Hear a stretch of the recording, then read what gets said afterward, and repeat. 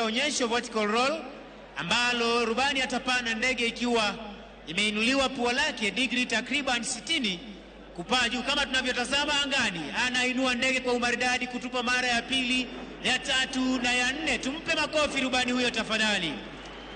Ndege ya pili, Mheshimiwa Rais, onyesho aileron roll.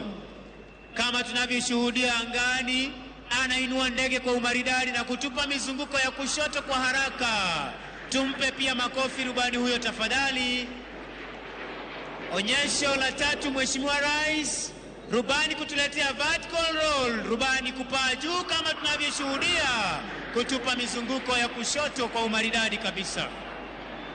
Kisha Mheshimiwa Rais, itafuata tena ndege aina ya the Tiger F5 ikituletea onyesho aileron roll, kupaa kwa kasi kama tunavyoshuhudia, kuinua pua la ndege na kutupa mizunguko ya kushoto kwa umaridadi kabisa. Mheshimiwa Rais, ndege aina ya F5 itarudi tena kama tunavyoshuhudia angani kutuletea onyesho 4-point roll, kupaa juu kabisa, kutuletea mizunguko tena kwa umaridadi kama tunavyoshuhudia hivi sasa.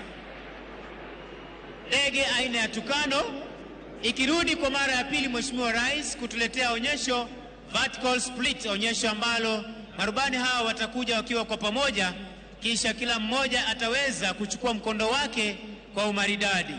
Kama tunavyoshuhudia angani, ndege hizi zinapokuja huku zikivusha moshi mweupe angani kwa umaridadi kabisa, wakiwa wanapaa kwa pamoja kama vile wanajeshi huweza kufanya kazi kwa pamoja kwa umaridadi kabisa kama tunavyoshuhudia angani, kisha kila mmoja kuweza kuchukua mkondo wake kama vile tunavyoshuhudia hivi sasa angani. Tuwape makofi marubani wetu tafadhali. Mheshimiwa Rais, itarudi tena ndege aina ya the Tiger F5 kutuletea